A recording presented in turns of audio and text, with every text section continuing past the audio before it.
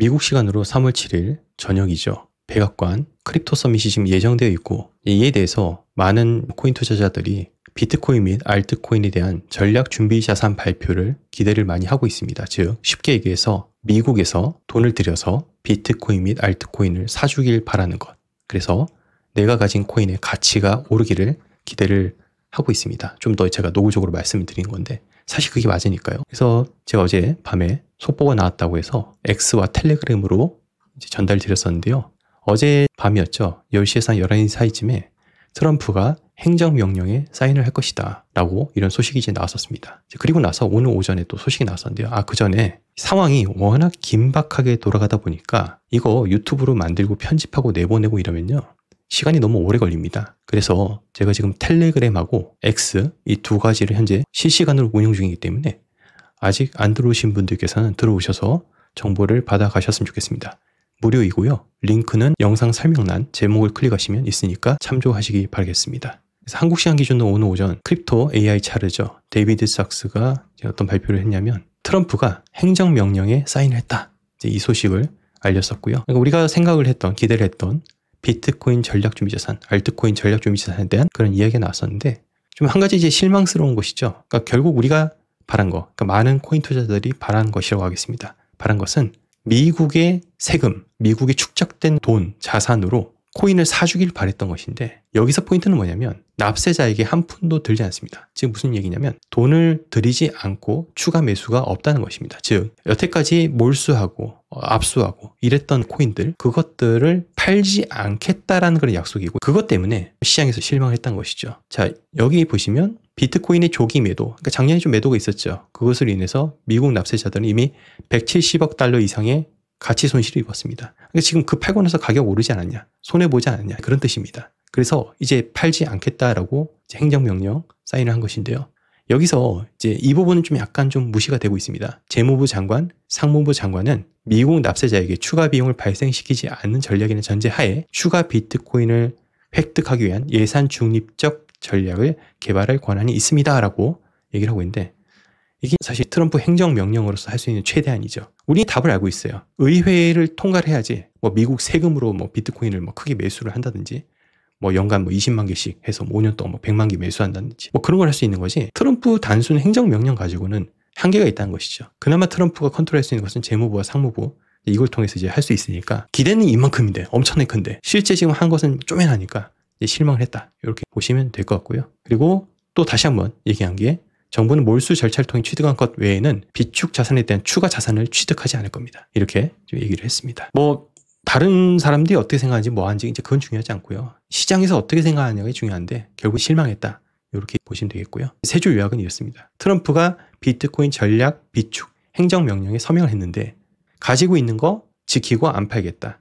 미국인 세금 안 들어간다. 근데 막상 코인 투자자들은 미국 세금으로 코인 사주길 원했던 건데 이제 그게 아니었던 것이죠. 좀 쉽게 비유를 하자면 이겁니다. 소개팅으로 이제 처음 만난 상대가 있는데 머릿속에서는 연애도 하고 결혼도 하고 애도 한 셋은 낳고 애들도 다 키우고 이제 나이 들어서 죽는 상상까지 하면서 눈물 막 질질 짜고 있는 건데 앞에 있는 소개팅 대상이 뭐 하세요? 이런 것까지 비슷한 거죠. 사실 코인이란 게 기대와 희망으로 가격이 올라가는 게 맞습니다. 그래서 김칫국 드링킹도 자연스러운 건데요.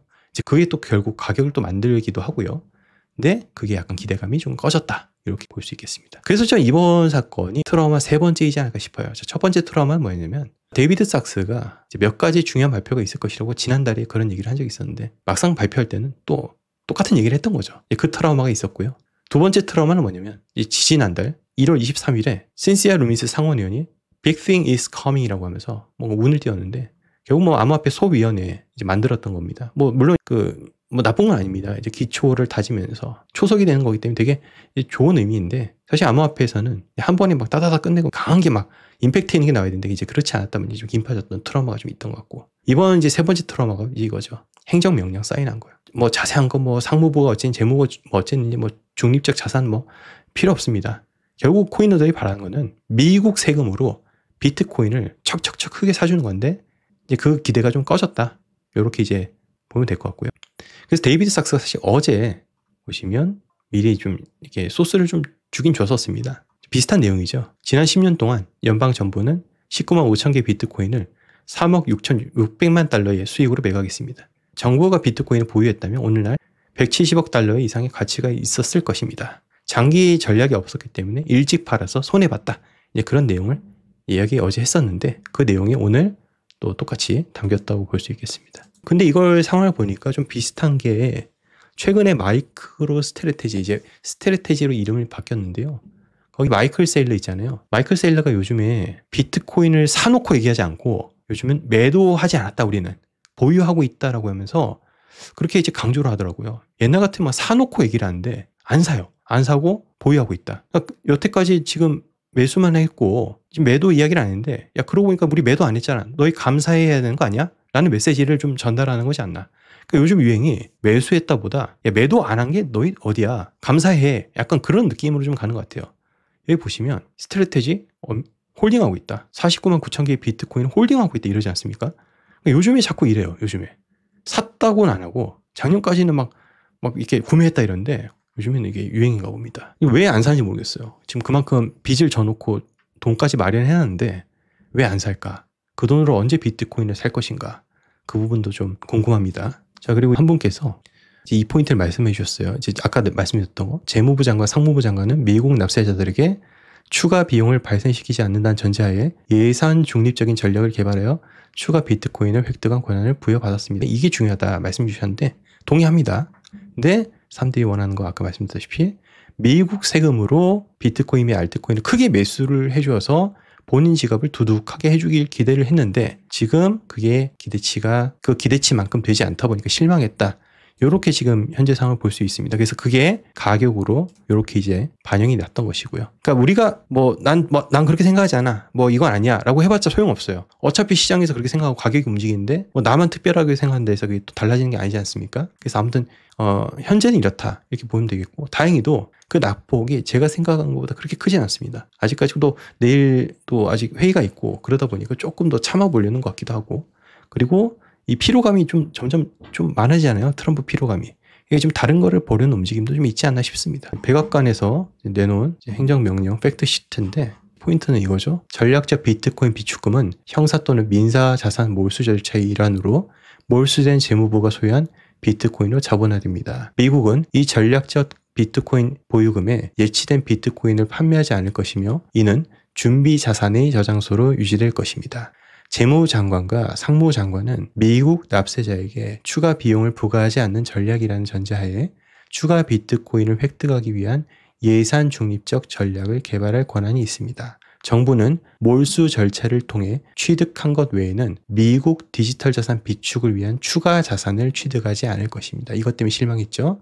재무장관은 미국 디지털 자산 비축에 대한 잠재적 매각을 포함하여 책임 있는 관리를 위한 전략을 결정할 수 있습니다. 다행히도 재무장관 스콧 베센트 비트코인 ETF 가지고 있던 사람이죠. 물론 이제 이해 충돌 방지 때문에 매각을 해야 되지만 상무장관 하워드 루트닉 테더의 준비 자산을 관리하던 회사의 수장이었죠. 지금 이제 그것도 역시 이해 충돌 방지 때문에 내려놨지만 게다가 비트맥시죠. 그러니까 재무장관, 상무장관 하워드 루트닉이 왜 상무장관을 갔나 좀 고민해봤는데 이 때문에 이쪽으로 갔지 않았나라는 생각이 들어요. 재무장관 너무 또 다이렉트라서 욕먹었던 게 있었고 해서 약간 그래서 차선 제고 상무장관이 이렇게 앉혀놨다. 그림이 좀 보이는 것 같습니다. 비트코인 초기 판매로 인해 미국 납세자들은 이미 170억 달러 이상의 손실을 입었습니다. 아까 봤던 거.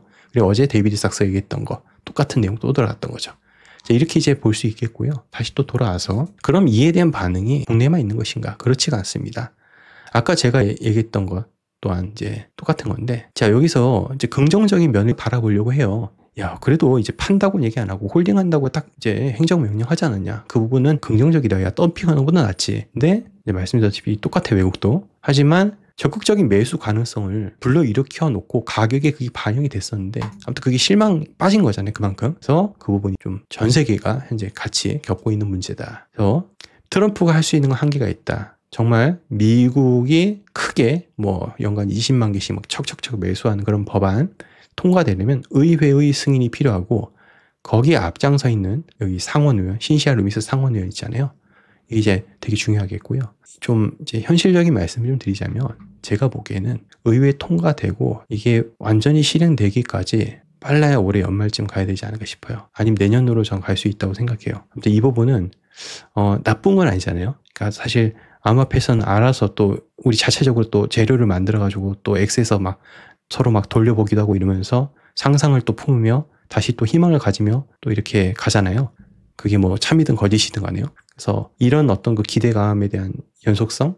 이건 좀 가지 않을까 싶고, 이건 이제 연방정부 단위이고, 지금 보시면 미국은 하나의 주가 또 하나의 거의 국가급이지 않습니까? 주 단위에서도 비트코인 전략준비자산 법안이 통과되는 것들이 지금 속도가 되게 높죠. 대표적으로 유타가 지금 제일 빠른 걸로 제가 알고 있는데, 그게 이제 하나 둘씩 이제 좀 실현된다면 주 단위에서의 전략준비자산 그 통과가 또 시장에서의 또 호재가 되지 않을까라는 생각이 드는데, 일부는 어느 정도 지금 가격 반영이 좀 된 거지 않나라는 생각도 좀 듭니다. 이제 또 어떻게 볼 수 있을 것인가? 매트 호건이라는 비트와이즈 인베스트먼트 CIO, 이 사람은 어떻게 현재 상황을 해석을 하냐? 그러니까 미국 전략적 비트코인의 비축 영향. 그러니까 미국 정부가 비트코인을 금지할 가능성을 극적으로 현재 줄어들었다. 이번 행정명령 사인으로.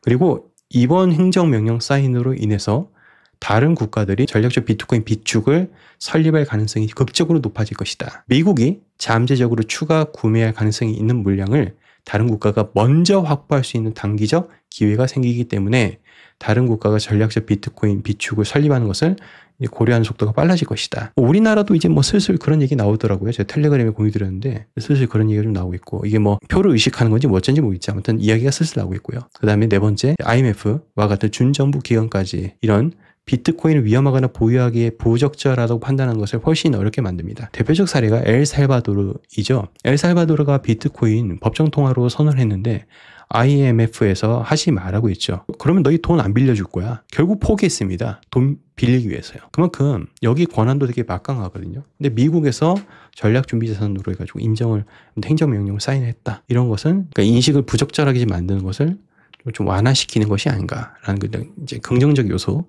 네 가지를 일단 좀 봤습니다.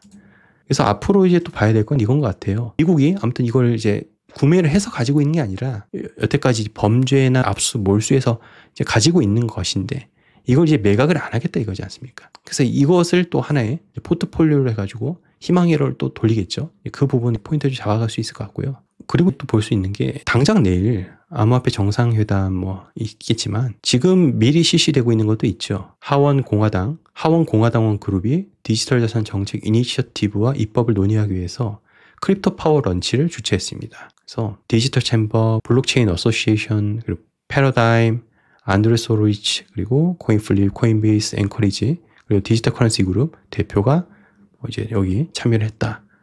이 행사가 있었고요. 그리고 또 하나 행사도 있었어요.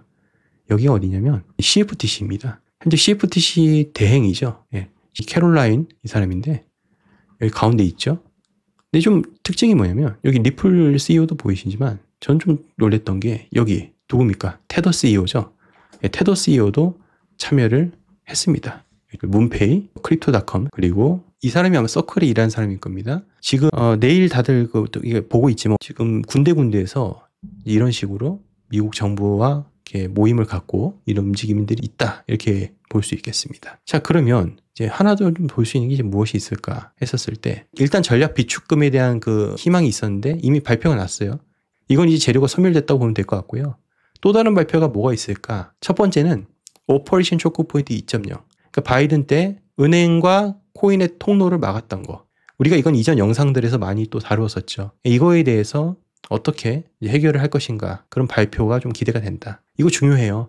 예를 들어서 한국에 업비트와 K뱅크가 연결돼 있는데 그걸 막 법으로 이렇게 끊어놓으면 어떻습니까? 입금이 안 되잖아요. 코인 쪽으로. 코인 못 오르겠죠. 단순하게 생각한다면.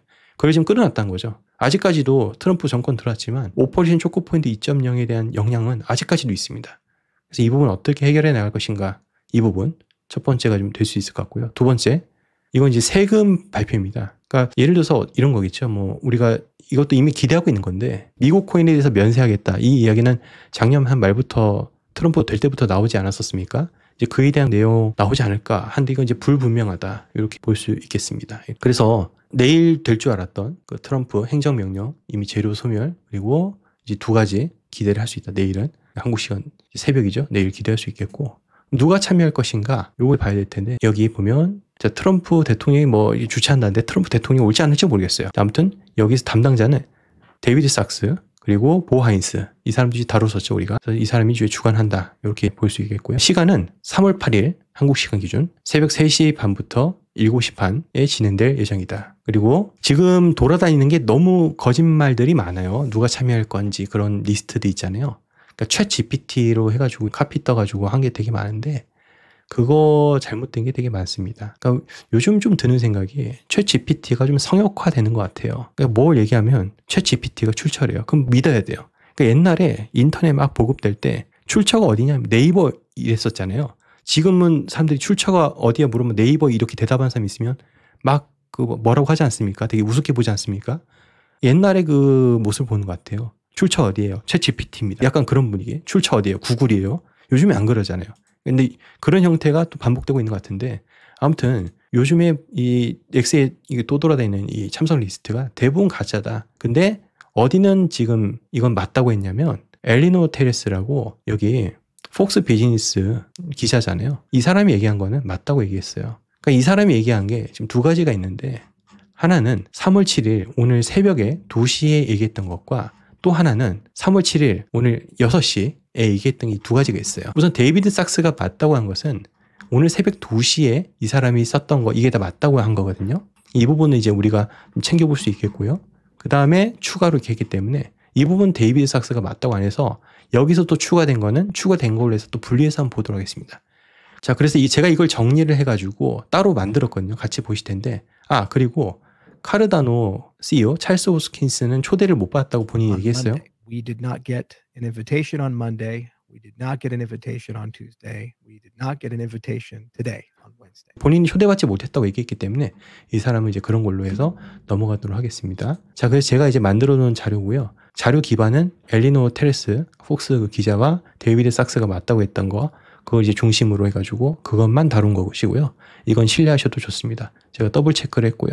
이건 제 텔레그램 그리고 X에 올려놨기 때문에 참조하실 분은 참조하셔도 좋을 것 같습니다. 그리고 공유를 해주실 때 에버그린에서 만들었다고 알려주시면 더더욱 감사드리겠습니다. 자, 그러면 리스트를 좀 상세하게 좀 보도록 할 텐데요. 자, 여기서 아까 말씀드렸지만 도널드 트럼프는 일단 제가 적어놨어요. 적어놨는데 올지 안 올지는 이제 모르겠어요. 하지만 보 하인스, 데이비드 sak스는 본인들이 실무진들이잖아요. 백악관 실무진들이기 때문에 이 사람들이 이제 올 것 같고요. 아까 우리가 봤다시피. 그 다음에 업계에서 보시면 브래드 갈링하우스, 리플, 마이크로 스트래티지, 마이클 셀러, 그리고 비트코인 매거진. 이쪽 바닥에서 가장 유명한 매거진이라고 보시면 됩니다. 이거 빼놓고 얘기할 수가 없어요. 비트코인 또 이런 알리는데 비트코인 컨퍼런스 우리 그때 트럼프 왔었잖아요. 여기입니다. 주최한 데가. 여기서 여기 CEO 오고요. 패러다임 엑소더스 CEO, 멀티코인 캐피털 파트너, 그리고 월드 리버티 파이낸셜 알고 계시죠? 공동대표 중에 하나인 잭 위트코프 이 사람도 옵니다. 그리고 체인링크 파운더 세르게이 나자로프, 그리고 코인베이스 CEO 브라이언 암스트롱, 로빈후드 CEO, 크라켄 CEO, 크립토닷컴 CEO, 제미니 거리에서 윙클보스 쌍둥이 형제 이 사람들이 오고요. 그리고 앵커리지 크리스토퍼 지안카를로 기억하십니까? 전 CFTC 위원장인데 이 사람들 오고요. 그리고 팔코넥스 네트워크 CEO 이렇게 옵니다. 자, 그 다음에 제가 여기 이 부분 이렇게 해서 긋고 그 다음에 이렇게 해서 그거보다 할게요. 제가 엘리노 테레스 아까 그 기반을 말씀드렸었는데 여기 위에 있는 사람들은 제가 오전 2시랑 오전 6시 두 가지가 있다고 말씀드렸잖아요. 오전 2시까지 해서 데이비드 sak스가 맞다고 하면 여기까지 맞은 거예요.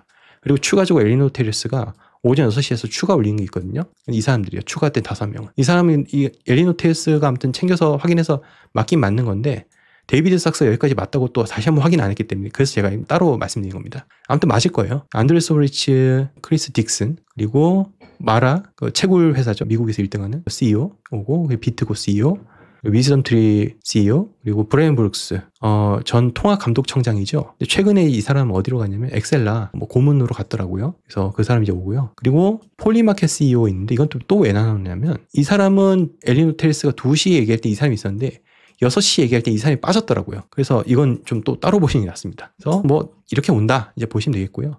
여기서 이제 이에 따른 여기에 참석하냐 그렇지 않냐에 따라서 이에 따라 알트코인 가격이 좀 왔다 갔다 했었습니다. 그러니까 대표적으로 카르다노는 어떻습니까? 참석 안 한다니까 어때요? 가격이 좀 이렇게 그렇게 좋지가 않았잖아요. 단기적으로는.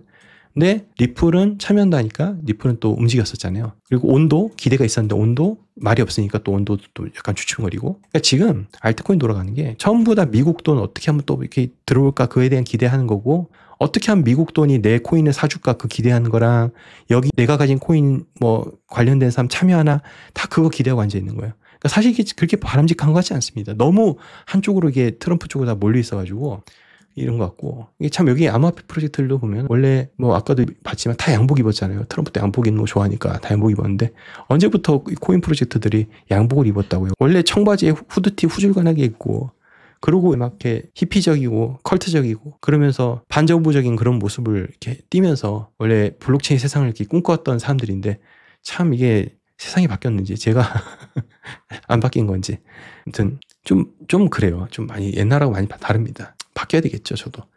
그리고 이러한 이제 기대감, 과연 기대감이 어느 정도까지 지속될 것이며 트럼프는 과연 코인을 언제까지 챙겨줄 수 있을 것인가 이 부분에 대해 좀 생각을 좀 우리가 또 해봐야 될 것 같아요.